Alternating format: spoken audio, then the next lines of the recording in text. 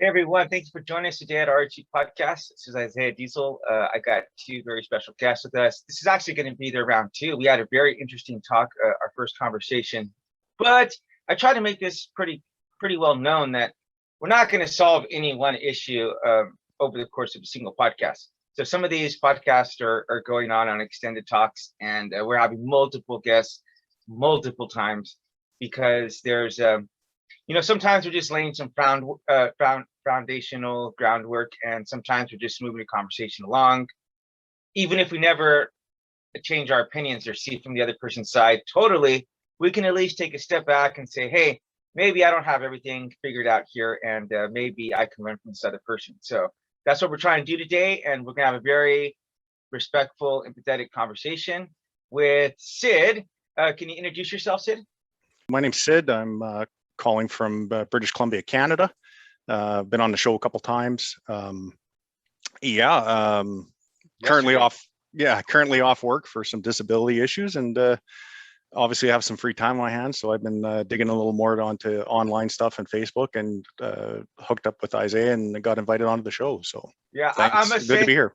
I'm gonna say this: Sid positively, unequivocally has the best Facebook profile picture I have ever seen, dude. That I thought that was you. I was like, whenever I saw it, I was like, dude, this is my kind of guy. I'm like, because we do have the podcast, it is debating, but I do try to keep things light and funny, and so I do try to not take things entirely seriously. So I'm far too ugly to have my own picture on Facebook. So yeah, I got to use other things. Yeah. Hey Justin, just so you know, is it all right? We flash it on here for a second. I think it's hilarious. Yeah, sure. I'll show you later. So Justin, you want to introduce yourself? Sure. My name is Justin, aka God's Final Messenger, aka the Word of God, the guy bringing the truth from God as it was revealed to me from God. All right, and Sid doesn't think so. So Sid, you've had a chance to read both of Justin's books, correct? I've only read the one. Sorry. The first one or the second one? The cult one? The cult one, yeah. Okay. Yeah. I apologize, Justin. I'll get to the second one. No worries. I promise. No worries. Yeah. I am, for the most part, just going to be moderating. I will come in and take some cheap shots at everybody. So everyone's fair game. Every thought is fair game. But for the most part, I'm going to let you quiz him on his book. And I let both of you guys know just the number one rule with RAG podcast is no speaking over each other. And then two, just, attack the idea, but not the person, So if you got to attack his ideas, don't ever go after the person. So with that being said, I'm giving the floor over to you, Sid, and I'm just going to come in whenever I feel like it. First of all, Justin, congratulations on writing a book. Lots of people, they say everyone has a book in them. You obviously got enough of an impetus to get it out and put it on paper, and I always congratulate people on that. I think writing's an awesome tool to use to spread ideas and thoughts, and I just wanted to say that right off the top. Right off the top, or right in the beginning of the book, your first line talks about what you're defining as a cult. So I'm just going to read it out so everybody kind of knows what we're talking about in case they haven't read the book. So cult in your book, quote, is a social group that is defined by its unusual religious, spiritual, or philosophical beliefs, or by its common interest in a particular personality, object, or goal. Now I can, that's not on our last show, I was mentioned Isaiah that I'm a big stickler for definitions, because people can get really cross-talking if you're not Mm-hmm. if you're not exactly on cue with each other as far as what the words mean. I mean, it's your book. I'll totally accept that definition. I mean, I did look up, my favorite dictionary is the Oxford Dictionary, because I'm Canadian and we follow the British language, so to speak. Hey, I do have to interject. Let's go by the Merriam-Webster's dictionary, man. We're American here. Okay, I'm sorry. Yeah. I apologize. So yeah, and the definition is almost the same. It's got three sub definitions to that. It says one is a system of religious veneration and devotion directed towards a particular figure or object. A relatively small group of people having religious beliefs or practices regarded by others as strange or as an imposing excessive control over its members, or a misplaced or excessive admiration of a particular person or thing. So in this case, one of the definitions to give is the cult of money. Like, if you're really into money and that's all you're focused on, that would be defined as according to Oxford, as a cult. So, but like I say, your book, you wrote a definition. I can totally accept that. I just want to get back to your book here for a second. Regarding cult, and especially when it's defined as a social group that is defined by its unusual religious, spiritual, or philosophical beliefs. If I don't accept the claim that leprechauns exist, okay, what does that tell anyone about what my philosophical, religious, or spiritual beliefs are? Okay, well, leprechauns don't exist, so I don't know what that would tell you. No. No, we're not talking about whether they exist or not. I'm talking about. Oh, sorry. Go ahead. Sorry, go ahead. You can pick up right afterwards. Yep. Yeah.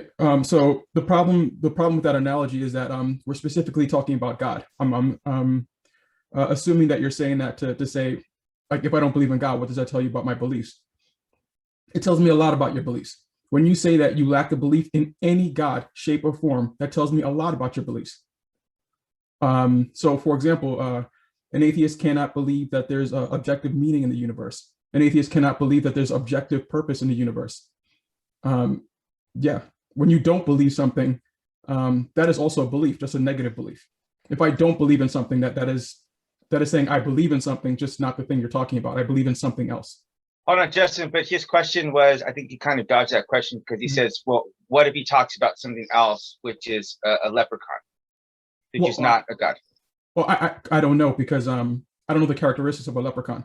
So if a leprechaun, they're green, they have hats. Okay, yeah. No, but you see, so what I'm saying is, like, if leprechauns control the solar system and made the solar systems do what they do, and says I don't believe in leprechauns, then he doesn't believe that leprechauns control the solar system. Do you see what I'm saying? So you have to tell me. So So what I was going to say is maybe I don't personally think leprechauns is a bad analogy, because it's something that was claimed as a supernatural entity. I'm not ascribing any powers to leprechauns other than maybe there's a pot of gold at the end of a rainbow. But I mean, I guess my point is in order for me to evaluate a claim of anything, okay. So, and this was maybe a good example, because I threw leprechaun at you. You basically said, I have no idea what the powers of a leprechaun are. That'd be fine. If I was claiming that leprechauns were real, and this is why, and this is what they could do, if I defined them to you in a firm way or a framework, then you could evaluate that claim and say, well, yeah, I could maybe believe that, or maybe, yeah, no, that doesn't sound reasonable. So when I always talk with people about God, because people use God in a capital G, the tendency is to say, if somebody says God exists with the capital G, what they're claiming is some version of the Judeo-Christian Abrahamic faith monotheism of a God. Okay. And that brings with it a lot of baggage, because everybody has a different, everybody I've run into anyway has a different idea of what that means. So I guess, and I didn't get this out of your book, and maybe it's in your other book, but I guess what I would say to you is, what do you think God, I mean, you did talk a little bit about God in here, but I guess I want to just sort of put this in a better framework. So what do you think God is? And why do you believe? Okay, so I just want to make something clear to the audience. Because you have to ask me that question means that you haven't evaluated my definition of a God, even though you're saying you lack the belief in it. So I just want to. No, that's true. Yes. Yeah. Okay. So and also God is not a supernatural character. God is a thing that is controlling the actual physical universe. It is not a supernatural character. I do not believe in the supernatural. I only believe in natural things. God is just as natural as gravity. And basically what I'm calling God, capital G God, is the consciousness that is controlling the universe as we know it, is controlling reality as we know it. It interacts with the universe every single second of the day. It is a consciousness that makes the universe do what it does. But it's also part of the universe. It is part of the universe, of course. Everything is part of the universe. The universe means everything. Okay. So the universe encompasses all things. Well, So okay, so I guess what you're saying then is that there is no such thing as there is nothing outside of the universe. Yes, And when I use the term universe, is something that human beings can measure, because there's certain points in time we can't go back. Like we can't really go back before the Planck epoch to where right at the beginning of the Big Bang, because physics, all the laws of physics break down, and we have no way of understanding what occurred before then. So would that be outside the universe, or is that still part of the universe? That's incorrect. So one of the misconceptions that atheists have is because physics can't do something, we can't do it. So Sid just said physics can't go past the beginning of the universe, therefore we can't know it. That is false. Just because physics has limits doesn't mean that's the limit of our understanding. We could absolutely know what happened before the beginning of the Big Bang by using logic, by using reason. We don't have to use the rules of physics to explain everything. Physics does not own the universe. No, I never claimed it did. But science, for lack of a better, we can say physics, but science in general is a method of understanding the universe. Now, it's not the only method. No, I fully agree with that, but it is our best method. And the reason I say it's our best method is because it's the only method I know of that stops us from lying to ourselves. Okay. Well, if the speed of light, if the speed of light is the speed of light, somebody else can't say, well, I don't want to believe that the speed of light is that speed because that doesn't bring me comfort or something. But the speed of light doesn't care. It doesn't care whether or not you want it to be true. That's what we've measured. That's what the science tells us. Yeah. So I guess what I'm saying is that if you saying that, well, people can know what occurred before the Planck epoch because they can use reasoning, because one of the things I get into arguments with theists all the time is well, there has to be a cause to the universe. There has to be a first cause, because you can't have an infinite regression of causes. Well, my answer to that is cause and effect are temporal. So yes. if there's no time, if time was created when the universe was created, to me that's a kind of a weird question to ask. That'd be like asking, well, saying there has to be a first cause without any time would be like saying, well, orange sounds like Led Zeppelin, or music is light, or it might be almost a nonsensical question to ask, because if there's no time, how do you have a cause and effect? But so to go back for a second, you said that there is ways of knowing what occurred you said reason, but is there any other way of knowing? Yes, by what is true. We can detect what is true. Is it true that a certain thing happened before the universe began? Now, I've described exactly the way the universe works. That would be a different discussion, because if I were to make that claim, then I would have to prove that claim, which would take us into a different subject right now, and into how the universe works. But I wanted to get back to a point that you made earlier, saying that science stops us from lying. That's absolutely false. Science helps us lie in many ways. So if I want to sell my product, the first thing I'm going to say is that it was scientifically proven to do this. Oh, and this pill has been scientifically proven to do that. Corporations use the word science and scientific studies all the time to lie. Science would you like to hear the science from the people who work for the cigarette companies? Would you like to hear the science from the people who work from the oil companies? Scientists, excuse my language, but whore themselves out to companies all the time, and will say whatever those companies pay them to say. That's why when you hear a scientific study, you say who funded it. Depending on who funded that scientific study, you know whether to believe it or not. Okay, so no, science is not this magical thing that tells us only truths. That is false, and that's why these people get away with lying, because they call anything science. Oh, if you want to argue with me that people lie, I mean, you're going to be pushing at an open door. Scientists are people, absolutely. Yes. And so science lies. No. You're conflating science with scientists. Okay, scientists are humans. Human beings lie like sidewalks, depending on the situation. Okay. I love those analogies you got, Sid. Keep those coming. Those are good visual pushing on open door. That was good. Right. But science, the method itself, that's how we figured out that the scientists that were working for the cigarette companies were lying. Because eventually better science came along and said, yeah, these guys are lying. This stuff is harmful. Okay. So, and now if a scientist comes out and says, well, I've done this study but for the petroleum industry, and it's a climate study that tells me that, climate change isn't as bad as we thought or non-existent. Okay, you're right. I'll take that with a grain of salt at the beginning because I'll look at who funded him. But that doesn't necessarily mean what he's done in his research or his science is incorrect. He could be right. So I agree. Any authority or anybody that claims to have some authority over something, you should always look at that skeptically. But the method, I don't know of a better method of preventing us from lying ourselves, because science is constantly trying to disprove its theories. That is the purpose of science. Einstein comes up with a theory of relativity. All the other physicists try to disprove that theory. Okay. Darwin comes up with a theory of evolution. Scientists and science try to disprove that theory on a constant basis. That's what I'm getting at, is that it's our best method to prevent us from lying to ourselves. Okay, so I agree that there are people who seek the truth and who are scientists, like Einstein, like you mentioned. But I just want to point out a logical fallacy you just made, or incorrect reasoning that Sid has here. Sid says that science does not lie. Sid says people lie. Science does not lie. Sid, if that is true, that science does not lie, then science also does not tell the truth, because science is not an entity. Science does not try to correct itself. Science doesn't do any of those things, because science is not an entity. People are doing all of those things. So people that are scientists lie, and people who are scientists tell the truth. People who are scientists try to correct themselves. All these things are people doing it. Science, quote unquote, is not doing anything. So no, you're kind of jumping back and forth. Science does not lie. If science does not lie, science does not tell the truth either. Science, okay, but science isn't in the truth or lying business. Okay, cool. Science isn't in the business of proving anything.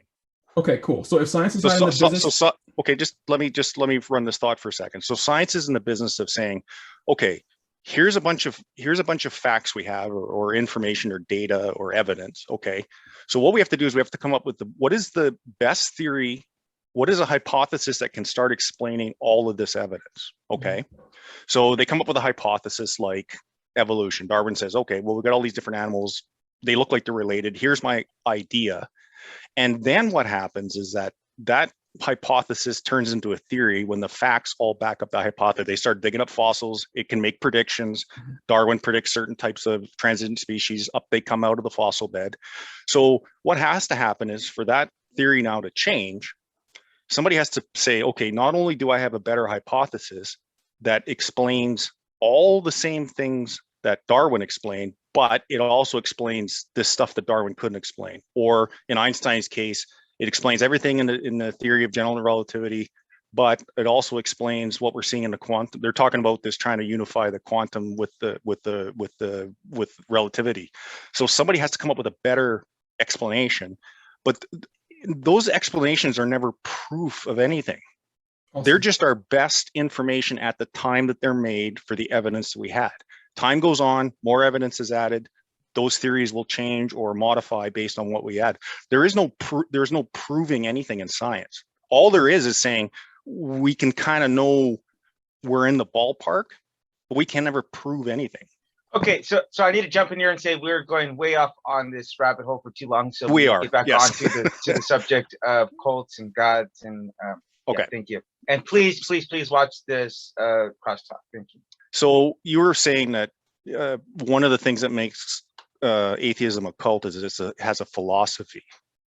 So what is the philosophy? Because I'm honestly asking this question because my worldview, because people tell me all the time, well, you're an atheist, you have this kind of worldview. My atheism is a lack of belief in a claim. My worldview is something totally different to that. And I'll tell you in a minute what my philosophical worldview, I wouldn't say based on. I mean, I take a lot of things from it, but it's not based on it. But anyway, I want you to explain to me how atheism is a philosophy.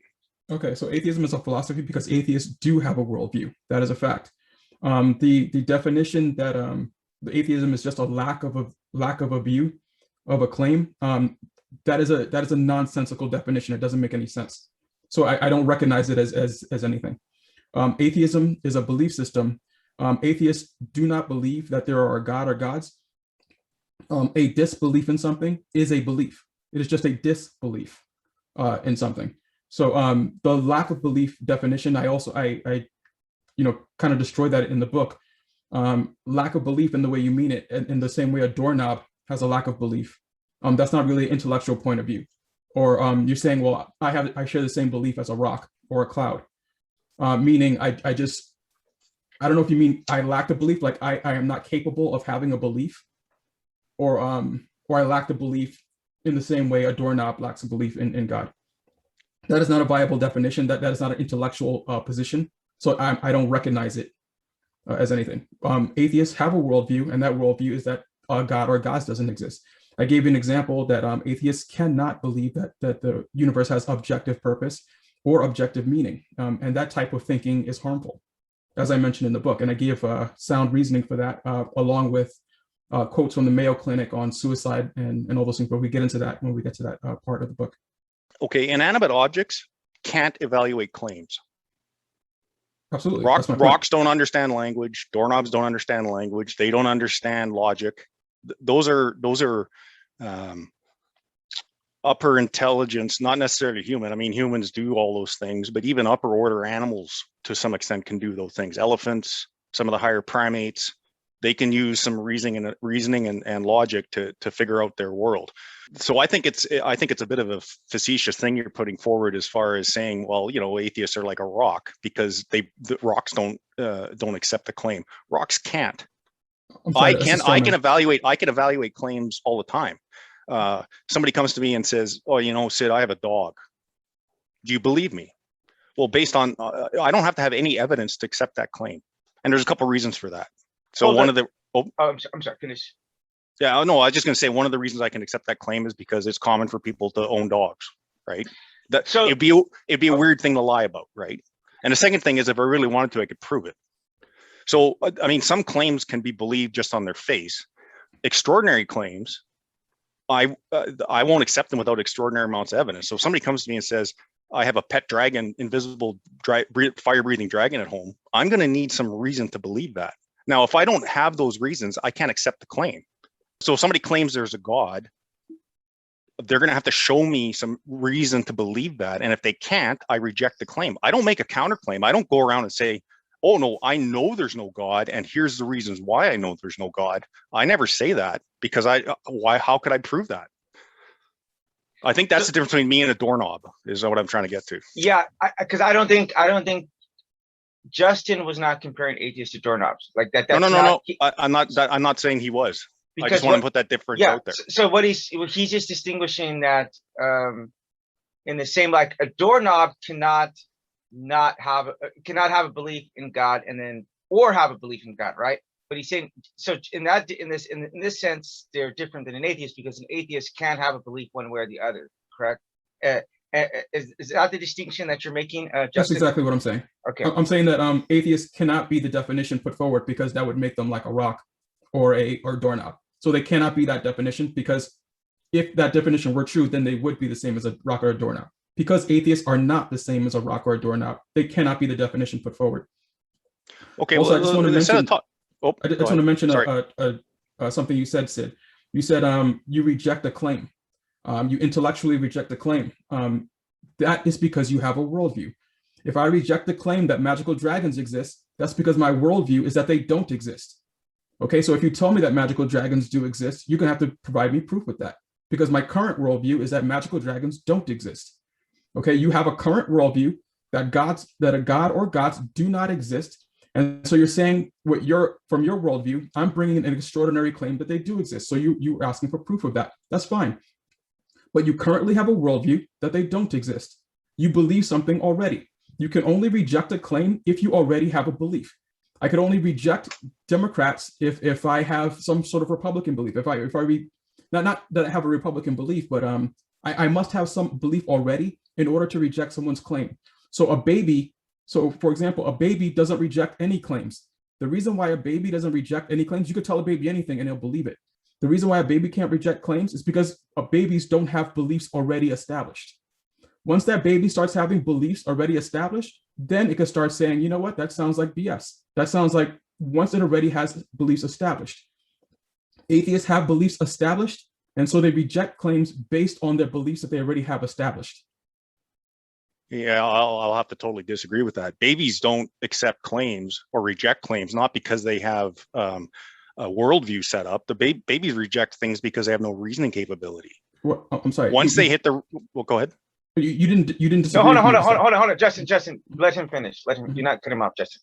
Continue. Sid. No, I no, I am totally disagreeing with you. A baby doesn't reject a claim because it has a worldview or a way, the way it thinks the world works. A baby doesn't reject or accept claims because it has no reasoning capability.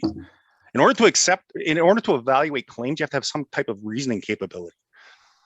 So hold on, I Justin, correct me if I'm wrong, but whenever you're referring to babies, you're talking about like a baby, for instance, who's growing up, and in the beginning stages, at least, when the parents are telling them whatever they want. Let's say the parents are telling them that racism is correct, right? Because racism is something that's drilled into kids from an early age, right? Mhm. So what Justin is saying, and correct me if I'm wrong, Justin, this is just what I'm trying to evaluate. You're saying as a kid or as a baby, you're making like a statement about when a baby is gaining some kind of initial thoughts about the universe. He's saying that the baby doesn't have those initially; those have to be taught to them, right? Justin, is that Yes. what you're saying? Yes. Well, what I'm saying is that you could tell a baby racism's good. You could tell a baby Santa Claus exists. You could tell them anything you want to tell them, and they're going to believe it.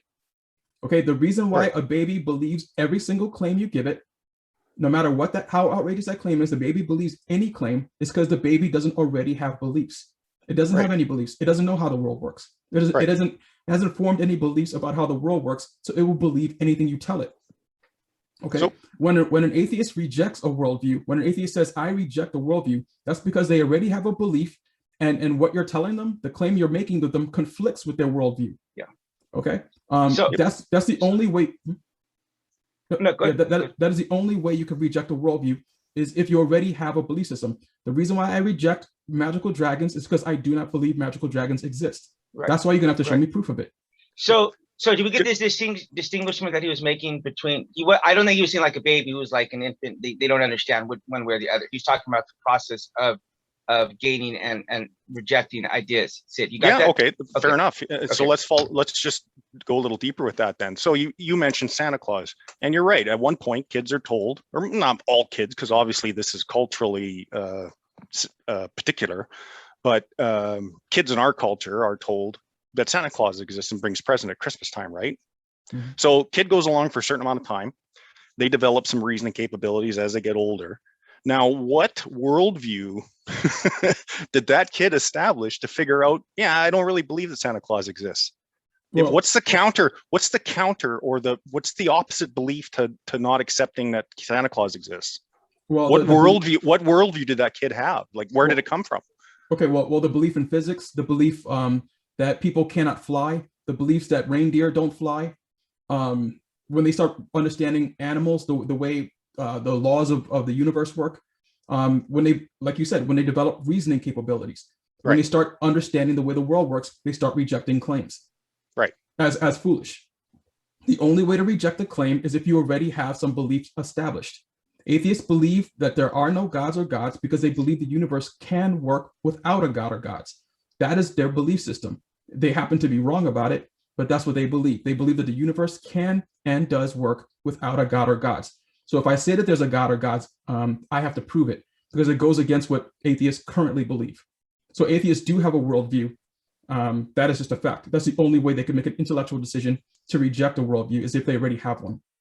If you're on a jury, okay, and you listen to the evidence presented by both sides of a jury, and you vote for the defendant to be not guilty, where was your worldview there?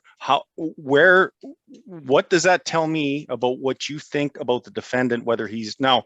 The truth is, the true part of this is the defendant is either innocent or guilty, right? That's the truth. But the belief is not that the defendant's innocent or guilty. The belief is the defendant is innocent or not, or guilty or not guilty. So Yeah, if you're voting not guilty, what's your philosophy? What's your worldview? Do you kind of see what I'm getting at? No, because if someone is not guilty, they're innocent. No. So yes, if someone's either guilty of a crime or they're innocent of that crime. Okay, not That's guilty. okay. Not Go guilty. ahead. Go ahead. Okay, not guilty is just another way of saying innocent. If I said someone's not innocent, that means that they're guilty. So if I said this person is not innocent, that means that they're guilty. If I say this person is not guilty, that means that they're innocent. That's a So it false. does. So it does. Well, Okay, so I just want to make it clear to the audience what's going on here. The reason why, and I don't think Sid, I don't think you're doing this on purpose, or this is you, but the reason why atheists are so desperate to say, I don't have a worldview, I don't have a worldview. And atheists are so desperately trying to say that. If you don't have a worldview, then why are you on this debate? Like, what are you trying to do here? Like, you obviously do believe certain things, and that's what you're coming here to discuss, what you believe. And how my beliefs and how my beliefs differ from what you believe.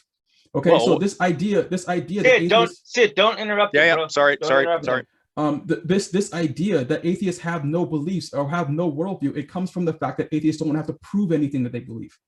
Atheists don't want to have to prove anything that they believe about the world, and so they sit here. So they have to sit there and pretend that they have no worldview. But what I'm saying here is that is not possible. It is not possible for someone to say, I do not believe something, and not currently have a foundation of belief. Okay, that's why a baby can't reject claims.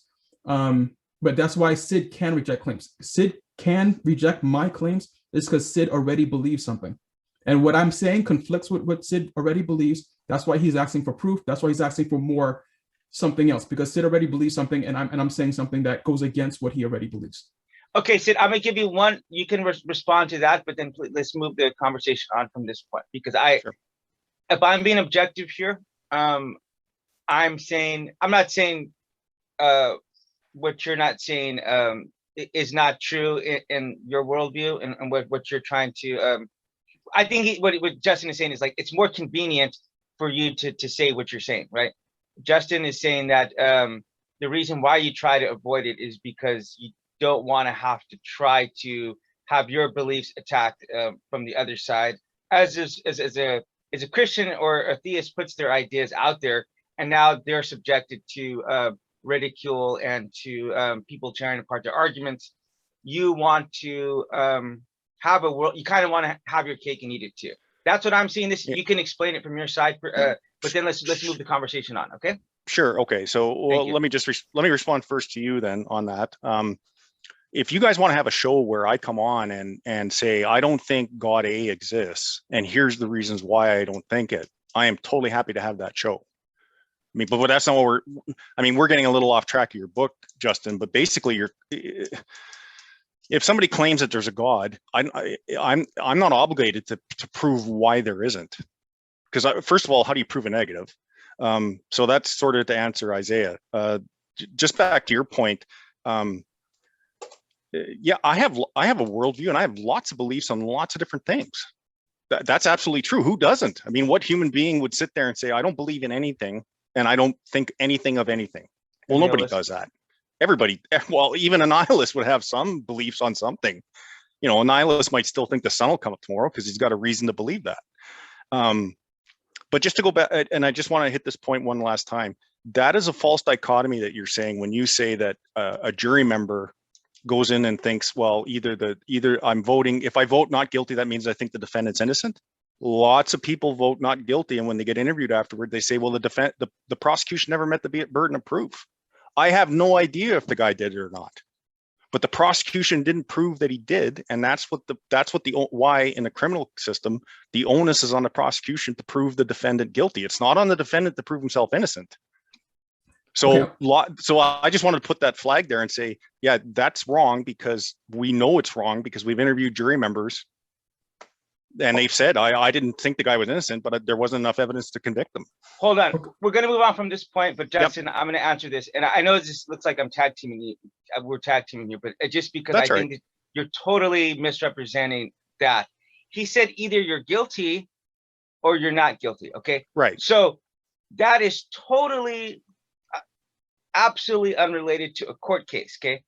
You're bringing those two things together, whether someone is going to be going to go to jail or prison or whatever, going to be punished for the crime, and whether or not they didn't commit the crime at all. That is a totally different question, whether or not the court, the prosecutor, is able to establish whether the person is guilty or not.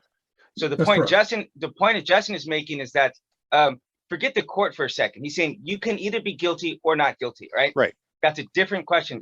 That's an example of an equivocation right there. Justin, Yeah, no, am I right? That's right. I'm not.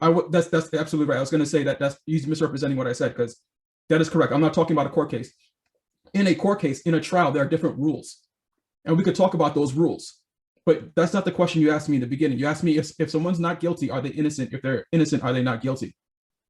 Outside of a court case, you should say a court case works differently because we assume someone's innocence. So court case is not really looking for truth in the same way, because we assume someone's innocence before the trial even begins.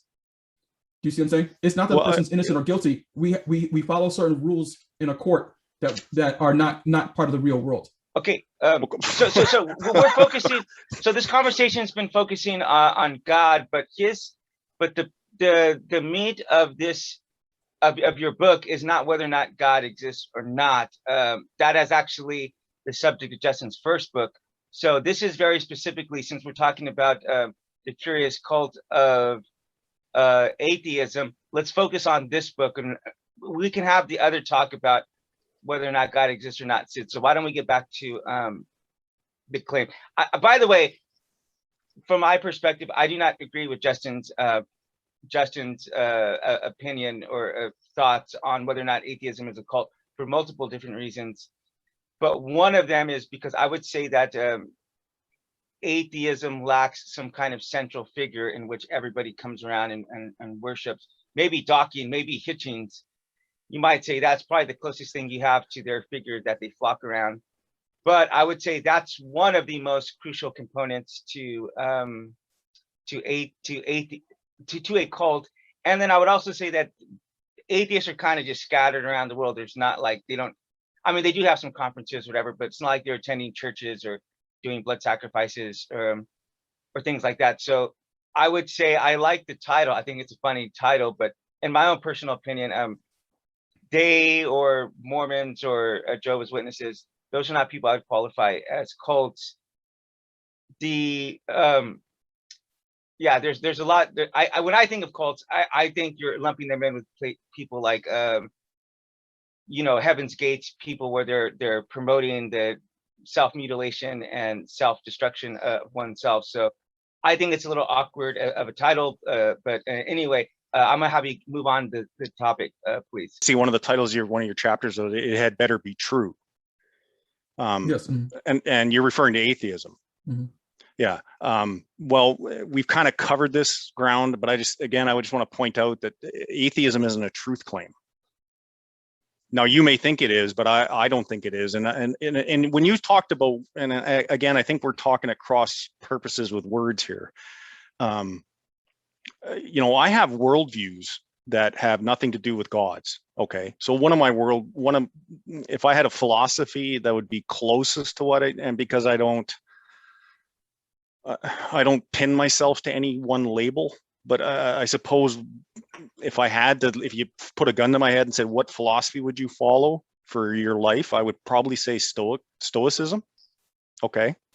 But that doesn't have anything to do with the whether gods exist or not. There has been Stoics that have been deeply religious, and there has been Stoics that haven't been religious at all. So that's if you want to ask me what my philosophy would be, that would be it. One of the tools I use to evaluate things in life in general, and this sort of goes to our talk about the scientists being liars, is skepticism. Okay, one of the hallmarks of cults is a complete lack of skepticism. You have a figure you're venerating that is perfect and can never be wrong and never make a mistake. First of all, I don't have leaders. I've read books. I've listened to stuff on Hitchens and Harris and some of these other guys. They're not leaders. They're human beings. I find all kinds of faults in the books they write and the stuff they discuss. I don't have leaders. So that's another. Now, as far as this had better be true, and you talk about some of the consequences of not having faith, and you talk about there's some higher risks of suicide and it's hard on society, this, that, and the other. now I'm going to grant you, maybe just, I don't believe in a lot of that, but anyway, let's just for the sake of argument say that you're right. Let's just say that if you have faith and believe, you're going to be healthier and happier than if you don't believe. Well, that's an argument from consequences. The truth doesn't care whether you're happy. if God or gods exist, or gods and gods don't exist, that fact, wherever that lands on those two lines, it doesn't care whether or not you're happy about it. I know some people that would be unhappy if God did exist. So I just want to jump in here. Nowhere did I claim that your happiness is how we get to tell the truth. Like, if you're happy, then what you're doing is the truth. Nowhere did I say anything like that. You mentioned a couple things that misrepresented what was happening in the book. I just want to stick to this one really quickly. Truth doesn't care about happiness. Yes, but if I'm going to be unhappy and harm myself, then the belief system I have better be true. And that was the title of the chapter. If I'm going to hurt myself, if I'm harming myself, if I'm going to war, then I'd want to believe that I'm going there for a true reason. I want to believe that I want to know that I'm not being lied to. So atheism does have these negative effects. You said you don't believe with me and you want to take what I'm saying for granted. I'm not saying anything. I gave you quotes from the Mayo Clinic. I gave you quotes from, this is not me saying it. These are scientists, quote unquote scientists that saying it. So it's not Justin saying it, that it is harmful. Now, if it is harmful, what I'm not saying it's false because it's harmful. I'm saying, but because it is harmful, because we've established that it is harmful, it had better be true. And so we go into whether or not it's true in the later chapter. You see what I'm saying? So it's not what you claimed it to be. Like I'm saying, oh, it's harmful, therefore we have to not believe in it. I never said that. I said, well, listen, if it has these harmful effects, then okay. If it's true, then fine. Then we have to be harmed by the truth. Okay, but it had better be true. And atheism has no truth to it. Yeah, but atheism isn't a truth claim. Okay. Hold on. So I don't want to go in that circle. I don't want to continue going that, because we can go in that circle forever. We can get stuck on that one point for a while now. I do want to say this. It's just merely from the fact that we're talking about Justin's book that I've jumped in a few times here, because I read it as well, and I'm just, from what I've read, and this is why I've asked Justin for clarification multiple times, because I'm just saying from what I read and from what you've described, Sid, I'm just saying I think that you did an accurate job in representing what he said. And I'm not even saying I agree with what he says. Justin and I have very different concepts of God. So this is not that I'm taking his side, because I took your side in saying that I don't think by definition atheism could be a cult. It's not that it is or it isn't, it can't be. So I'm just trying to make sure that each side is represented correctly here. Okay. No, fair enough. Okay.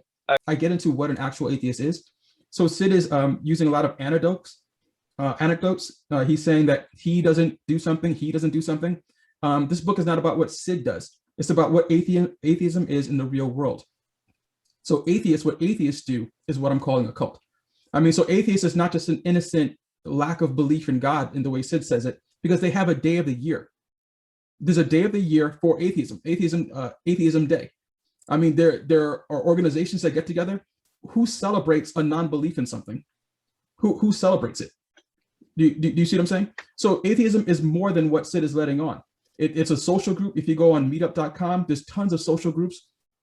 I just had a conversation with a guy by the name of Black Atheist, who is supporting Black atheism. Like, this thing called atheism is an identity that people identify with. And when you talk against their identity, if you say something against atheism, they get really, really upset. Sid says that there's no belief system that they all fall under. That is incorrect. Most of them can be described as scientists, under the belief of scientism, where they believe that science is the end all be all of knowledge that we could know. That is a belief system that a lot of atheists have. And that's the grounds by which they reject God claims, by saying, well, it's not science, therefore it must not exist. Atheists aren't just these innocent people who just haven't been convinced by a claim. They are an organization of people who do have a goal in mind, and that goal is to make the world a secular place. American atheists, as a group, they argue in the UN. They try to change laws to make it more secular. There are goals in mind. There are head figures in mind. So Jehovah's Witness, for example, they don't have any like major head figure, but they still exist as a religion. They still exist as a group. So just because there's no like leader with a big hat and a cape doesn't mean that it's not a cult. There are tons of small leaders who lead this organization. Atheists are not a group of people who just lack a belief in something in the way that Sid is describing it. That is just not what's happening in the real world. Well, as a member of the real world, which I claim to be, I can only speak for myself, and that's all I ever do when I go onto these shows or anything. Anywhere I type or I refuse to use the word we.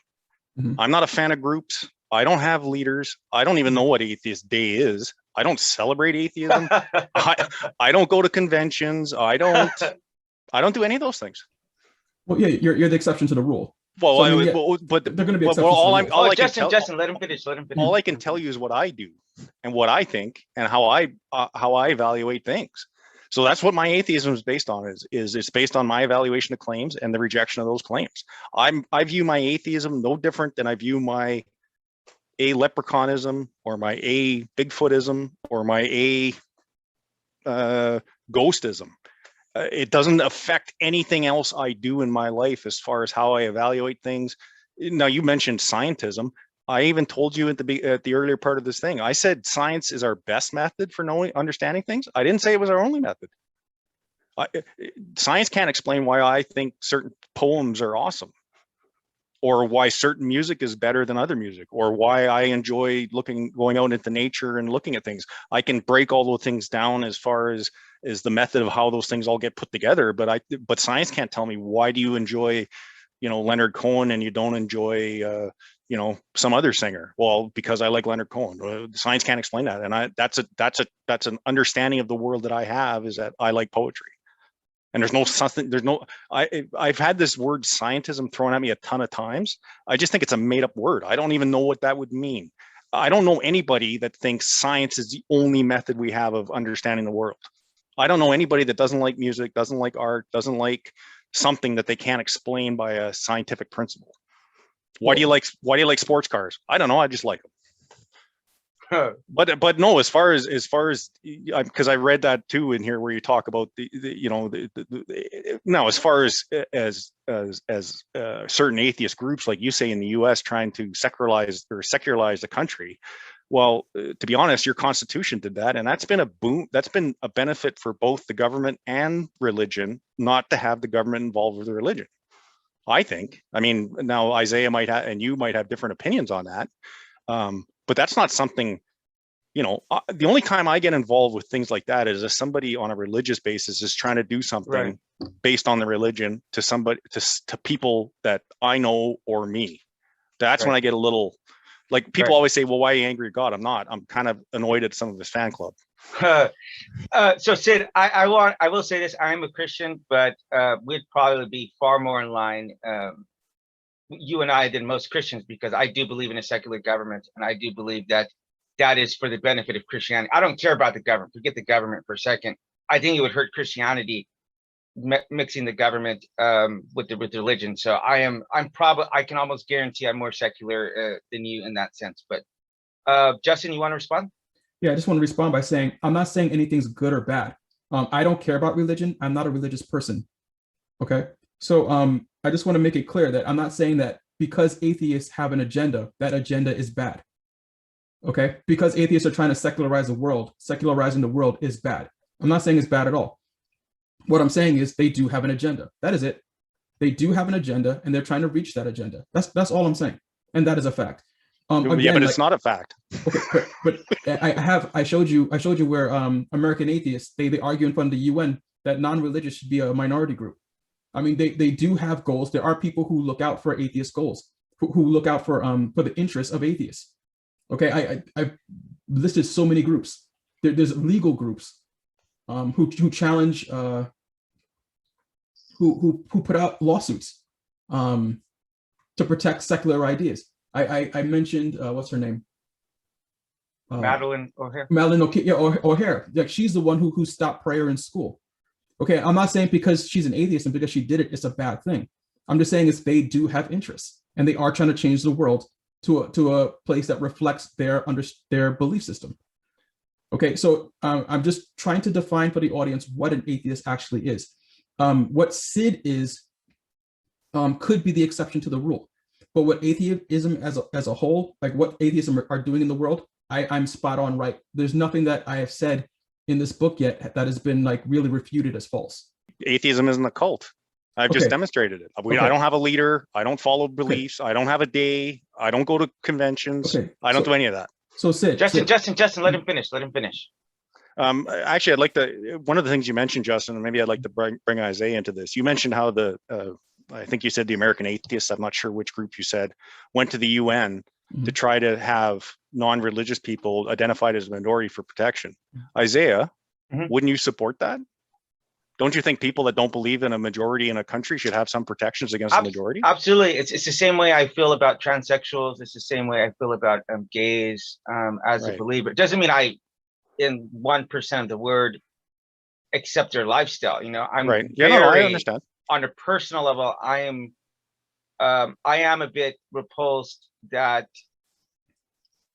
some of the lifestyles that are so openly encouraged, I would say, by secular, maybe people like yourself, I don't think that that's good for them. In the same way that Justin is saying that the disbelief might actually hurt the person. Well, I genuinely believe if you're telling someone, yeah, go ahead and saw off your genitalia, that's a good thing. I don't believe that's a good thing to help the person. That being said, I don't believe in passing laws to hurt people. I don't believe in, you know, I'm against hate speech. I will say in a very loving and a very compassionate way, I do not believe in that homosexuality is the best way for you to go.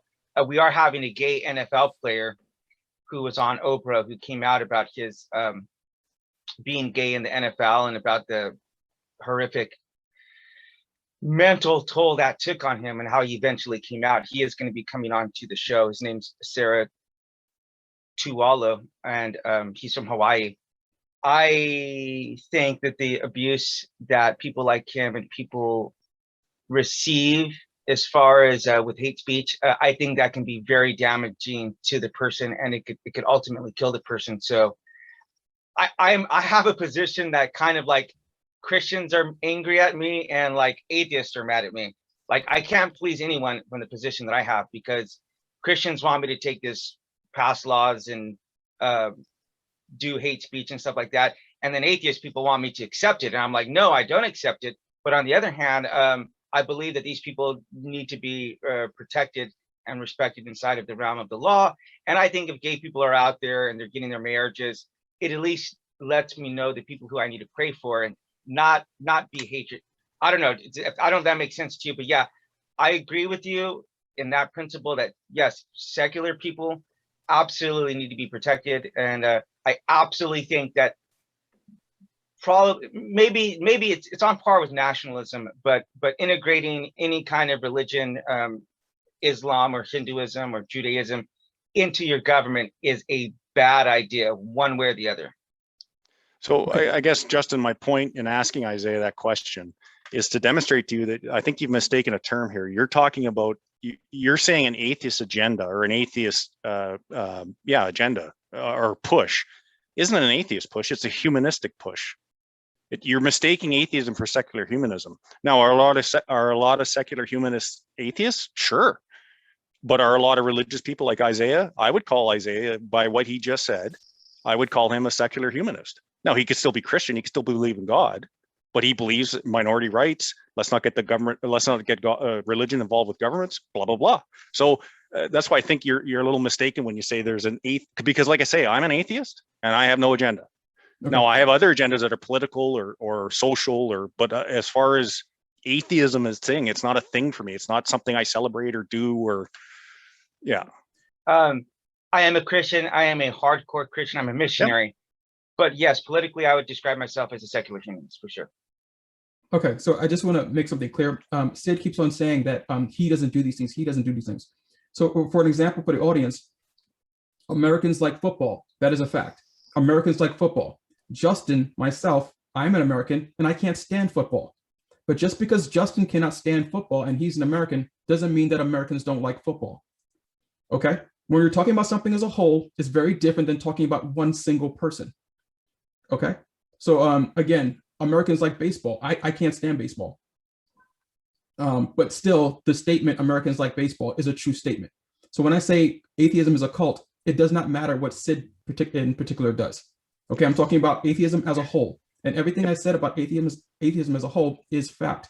I put facts into the books and into this book, and none of these facts have been refuted yet. Sid, are you content with what Justin just said right now to say that's an interesting analogy? Try to think about curling. Okay, well, he's Canadian, so we're gonna have to use a Canadian analogy. A lot of Canadians like curling, but Sid, maybe do you like curling? Let's say you don't like curling. Yeah, well, for an argument, let's say I don't like curling, but that you didn't write a book that said the curious cult of some atheists. That's not what you wrote. Because that would you be said false. Your book, the title of your book is The Curious Cult of Atheism. Yeah. If he would have wrote a book that said some atheists are cult-like, absolutely.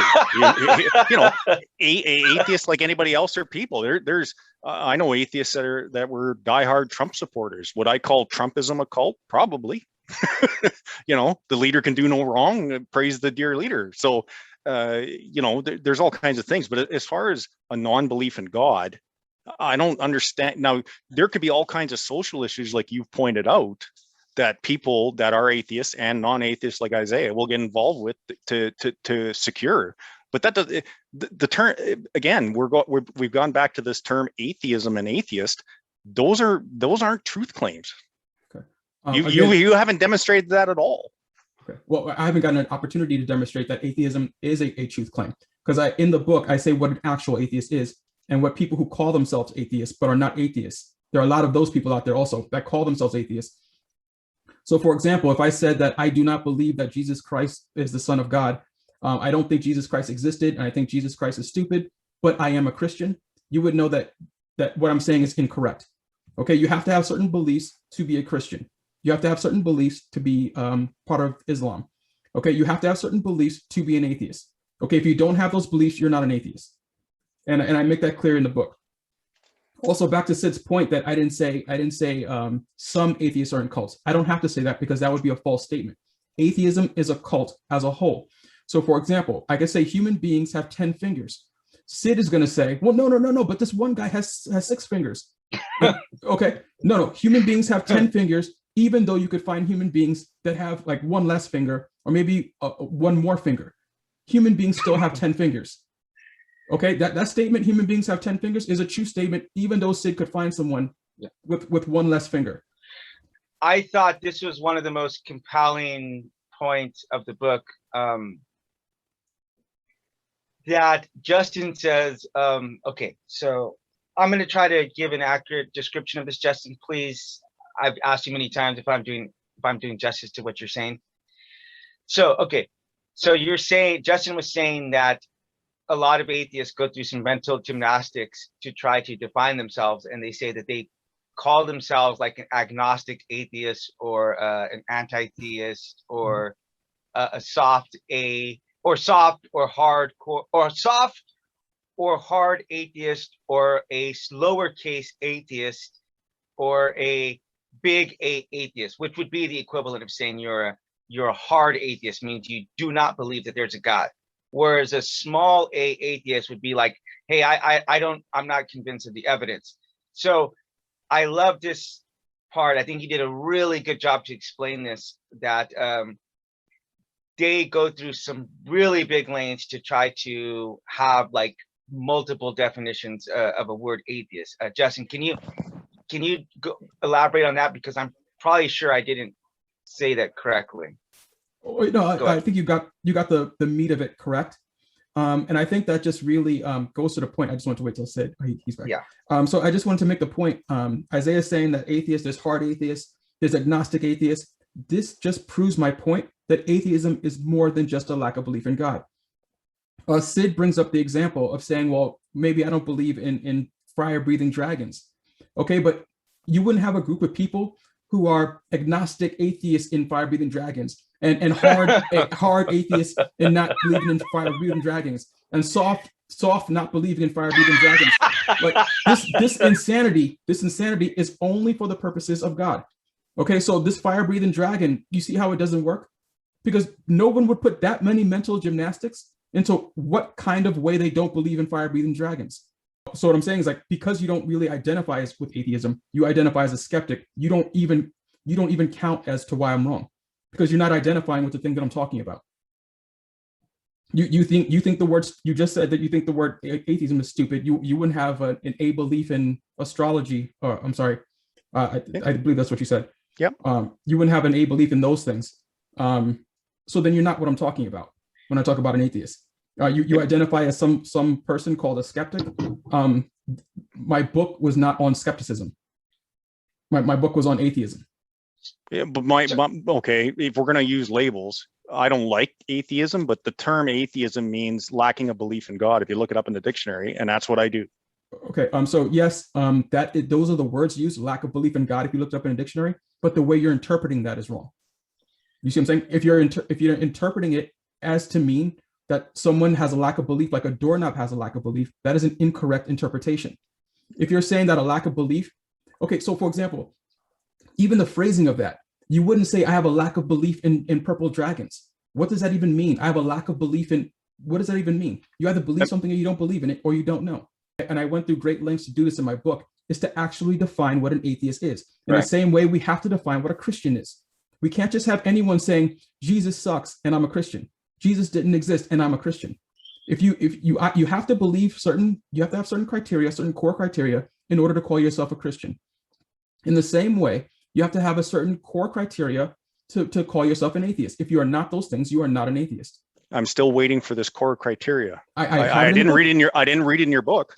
I have the 4 possible interpretations of that definition, the same one you used. No. That's the definition of atheism. Justin, continue, please. Justin, continue. So in the book, I say there's a chapter that says, "Will the real atheist please stand up?"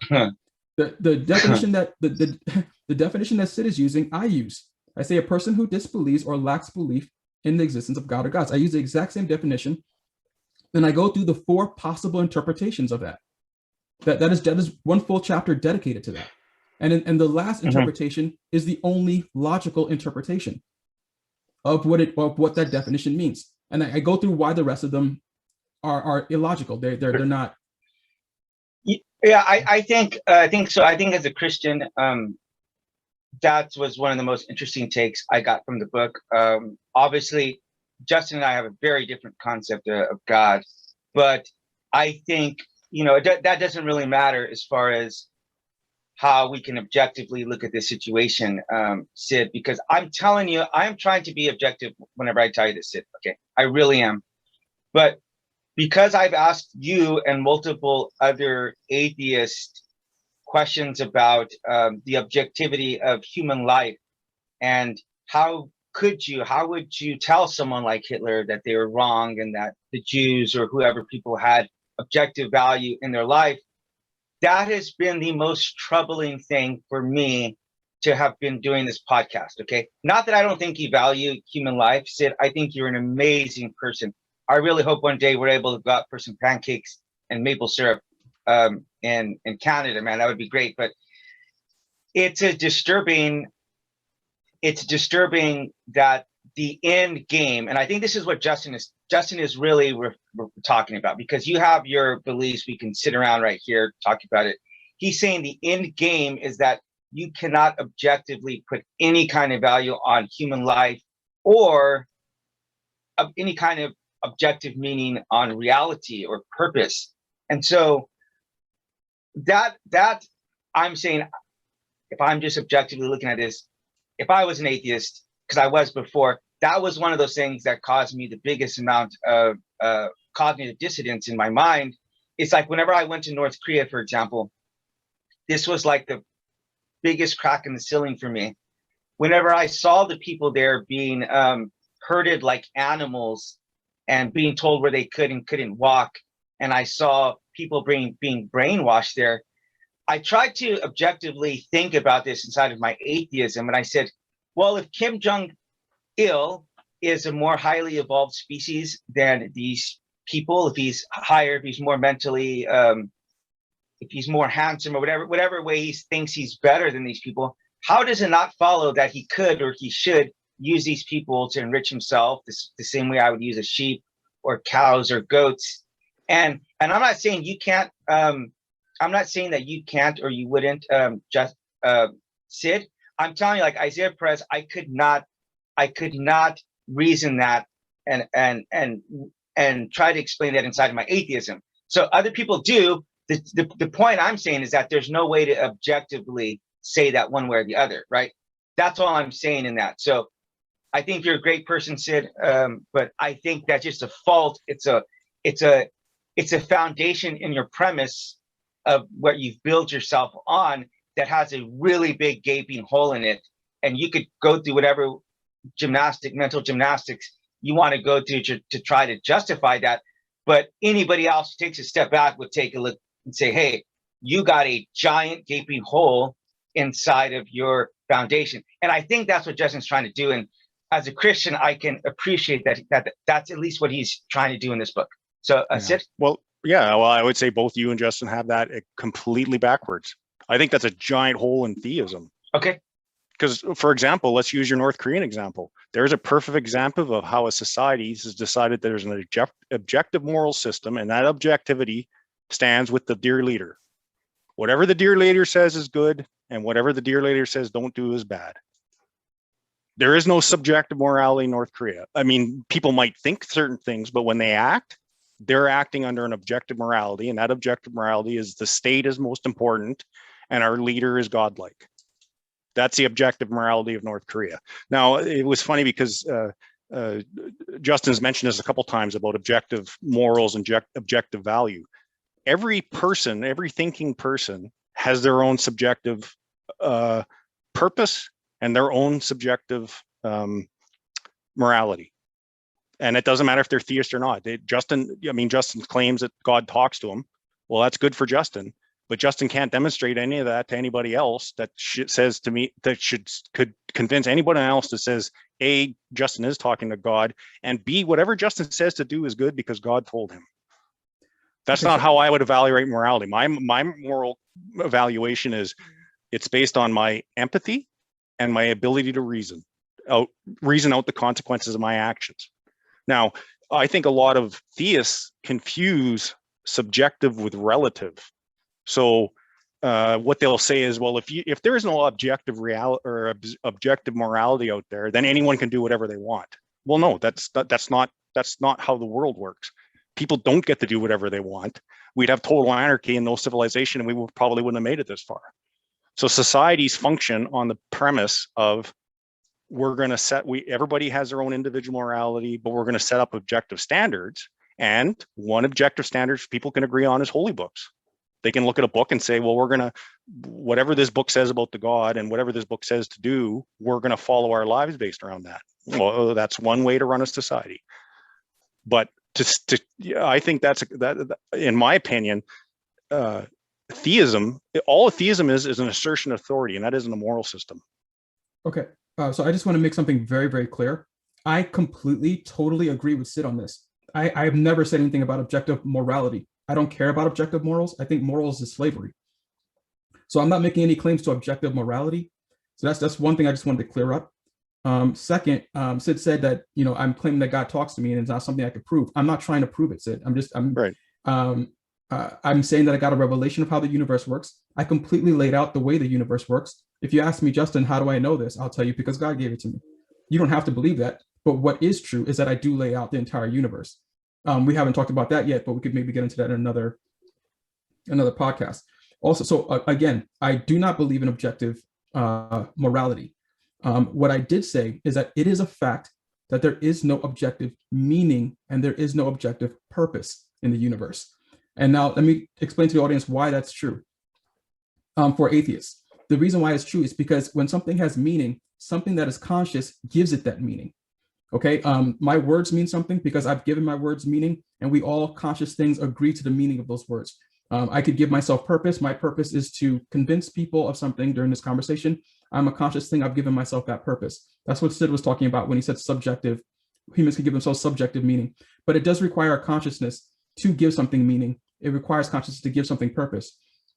So the reason why there could not be any objective meaning or purpose in an atheist worldview is because it would take an objective consciousness to do it. Okay, some objective consciousness that wasn't human, that wasn't our consciousness, would have had to give it that meaning and purpose. So there can't be objective meaning and purpose because there's no consciousness out there that would have given it meaning and purpose. Okay, and people not feeling like they have objective meaning and purpose does create hardships for them, because objective meaning and objective purpose, what is my purpose? Why am I here? Is a human question. Seeking objective meaning, seeking objective purpose is like seeking love. And when you tell people it doesn't exist, that is very harmful to them. Okay, but again, atheists cannot believe in objective meaning. They cannot believe in objective purpose. I'm not talking about morality at all. Hold on, Justin, can you explain this point, because this came out in another podcast, and this came out in another podcast, and I would like you to go on to a little bit further about this. You were saying the difference between like someone like an apple. You were comparing the truth, I think, or meaning, I don't know, the meaning or whatever, to an apple, and you said you're basically atheism telling people that there are no apples out there to go and try to find. Oh yeah. Can you expand on that, please? Okay, so what I was saying is that objective meaning is something that people seek like they do food. Okay, so someone who's seeking food, if you tell them there's no food out there, that's going to harm them. Okay, when atheists tell people there is no objective meaning, there is no objective purpose in the universe, that harms people, because people are seeking meaning and purpose. I don't have the study right in front of me, but there was a study of people who survived the Holocaust. And a lot of those people who survived the Holocaust, they found that these are the people who thought that they had more purpose, that there was some objective purpose. When people believe there's an objective purpose, it's how people get through slavery. It's how people get through the worst times of their lives, when they do believe that there's an objective purpose for them out there. Right.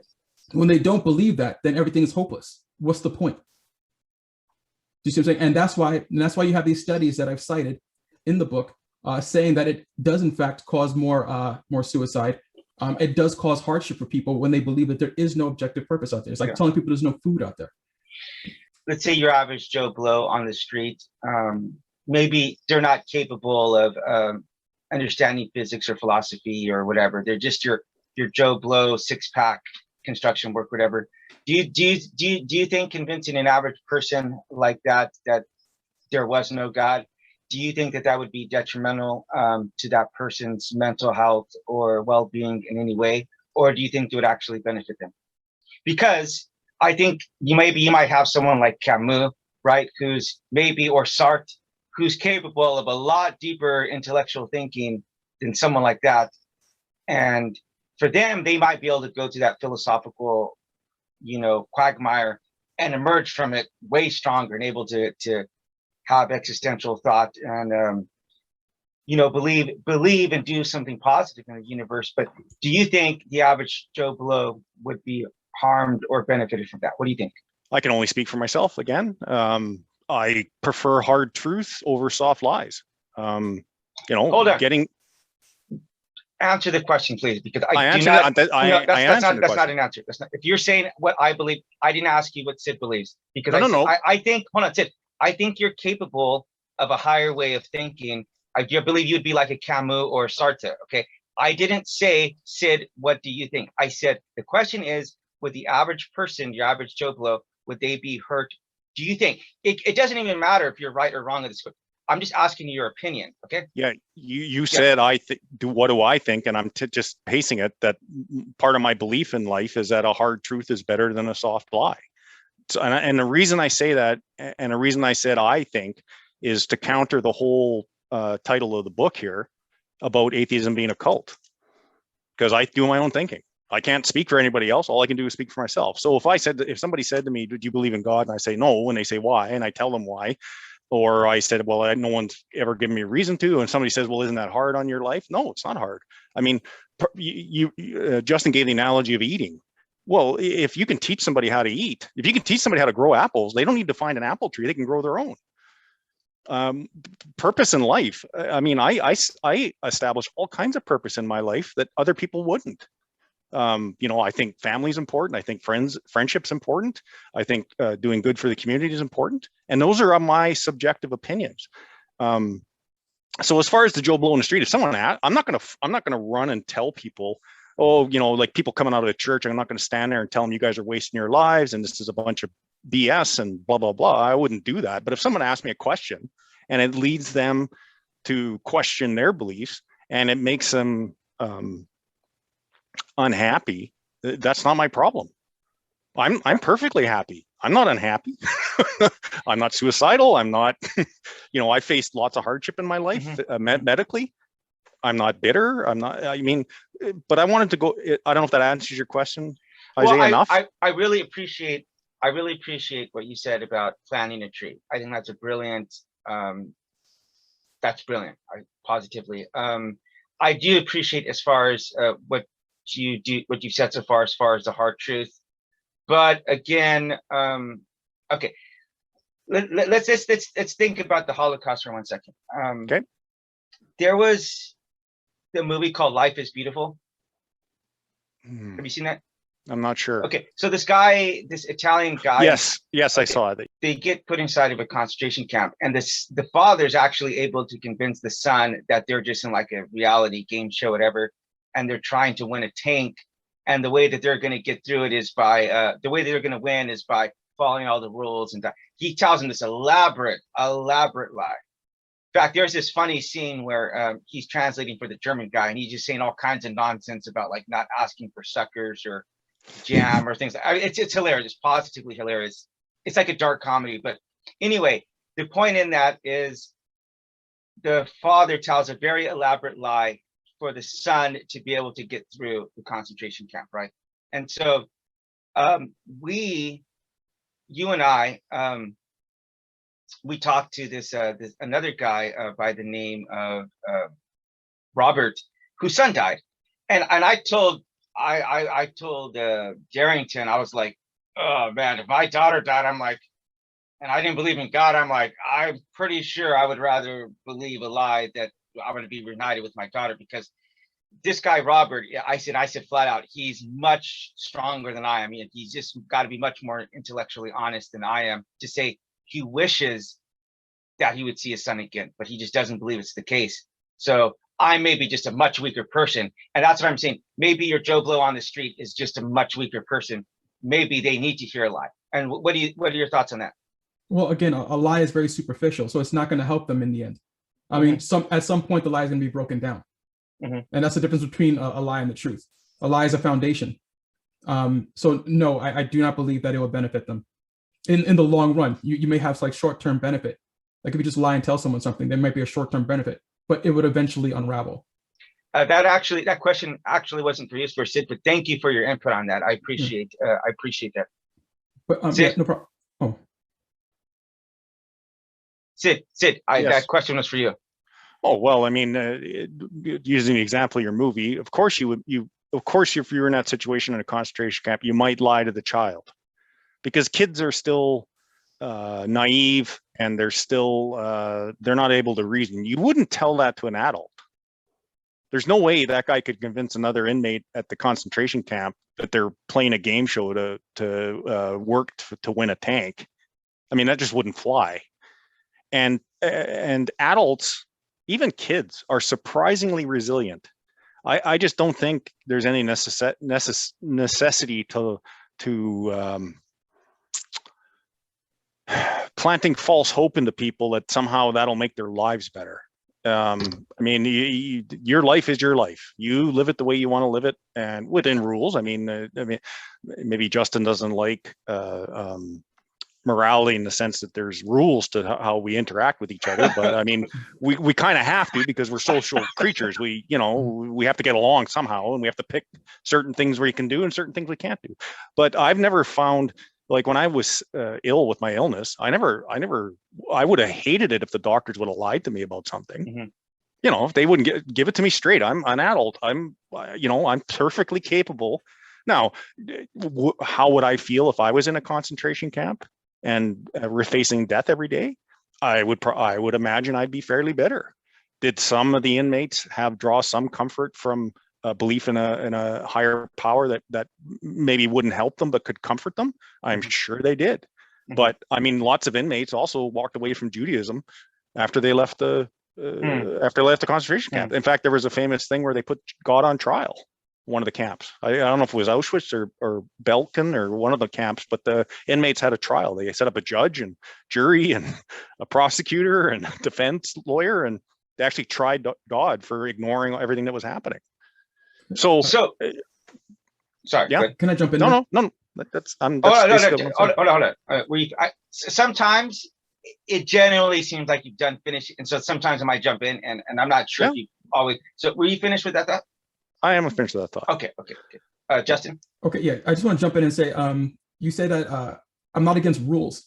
I'm against morality. There's a difference between morality and rules that people set up and laws. I'm not against laws in society. It's not moral or immoral to break the speed limit. It's just a law that we have in place. Okay, so that's just so there is a difference between morality and laws. I'm not saying that there should be anarchy. I just want to clear that up. Also, like Sid, I don't know if you realize this, but you're doing kind of like a slippery thing, because you just said you're about the hard truths, not the soft lie. But then you said earlier that atheism is not a claim to truth. But obviously you believe that you're living in the hard truth, which is atheism. But you went out of your way to say that you're living in the hard truth, and you believe in the hard truth, and you also call yourself an atheist. But you're saying that atheism is not a claim to truth. So could you please maybe clear that up for me? Sure. I never said I was living in a hard truth. I mean, I accept hard truths. If I'm 12 years old and I figure out Santa Claus doesn't exist, or I come to that conclusion, that might cause me to feel a little bad for a while, but I'll accept that conclusion. That Awesome. Santa Claus, it's not Santa Claus, it's mom and dad, or it's Uncle Harry, or somebody's delivering presents, and I can come to that conclusion. But I never claimed that that I live in a hard truth. I accept them. Yeah. I mean, one of the hard truths we have to accept is we're all going to die. There's going to be an end to our life. And as you get older, here's another hard truth. As you get older, you're going to start losing things. You're going to lose people. You're going to lose friends. You're going to lose your hair. You're going to lose everybody is going to lose everything before the end of their lives, and possibly end their lives very painfully. That's a hard truth. Okay. That has nothing to do with the belief of God. That's just a chunk of reality. There's all kinds of hard truths in life that have nothing to do with whether a God exists. Whether Isaiah believes God exists or not, all the stuff he's going to go through in his life is the same stuff I'm going to go through. We're going to get older, things are going to get sore, we're going to lose our friends and families. Eventually we're going to die, probably painfully, depends. So those are all hard truths. Those have nothing to do with a God claim. That's what I'm talking about. Okay. Anyway, I'm finished up. What the question I asked was atheism one of those hard truths that you accept? Is atheism one of those hard truths that you accept? I just asked. No, there's nothing to accept. I reject the claim that a God or gods exist. There's nothing to accept. I just reject something. Okay, but rejecting something.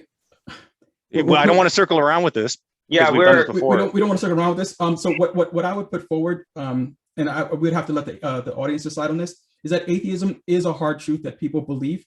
You may not think that you're doing it. I'm still claiming that you are. And we haven't really delved into it yet, but atheism is a quote unquote what they believe to be a hard truth. They believe a soft lie is that God exists. That is not the soft lie that they believe. They believe in hard truths, and atheism is one of those hard truths. And so that's why I wrote in my book that there is actually no truth in atheism. Atheism is the lie. Atheism, the belief that there is no God, is the lie. So not only is atheism harmful for the reasons I gave in the book, but it's also a lie. There is no truth in it. There is no hard truth in atheism. In the way that I think people believe that there is hard truth in atheism. Well, everybody, I don't think that we're ever going to solve this problem in a single episode, as I said very clearly from the beginning. But again, if we're just moving one step in the right direction, maybe sometimes we'll take a step to the side, maybe sometimes some steps back.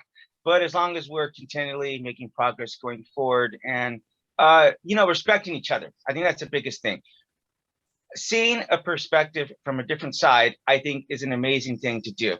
Is to say, I think Sid put it more brilliantly than I've ever heard anybody put it, is that you have to hold the other person's position in your mind without just dismissing, and think about how are they perceiving this side, And I think that has been probably the greatest contribution you've made so far, Sid, is to that really, really stuck with me in a way that really nothing has stuck out so far as much as what the other guests have said. So for that, I'm very grateful. We look forward to many more talks in the future. So we thank you for joining us today at RHE Podcast, Respect, Humility, Empathy, where we're rethinking differences and we're trying to see things from the other person's perspective. Thank you so much for your time, and we look forward to seeing you again. Goodbye.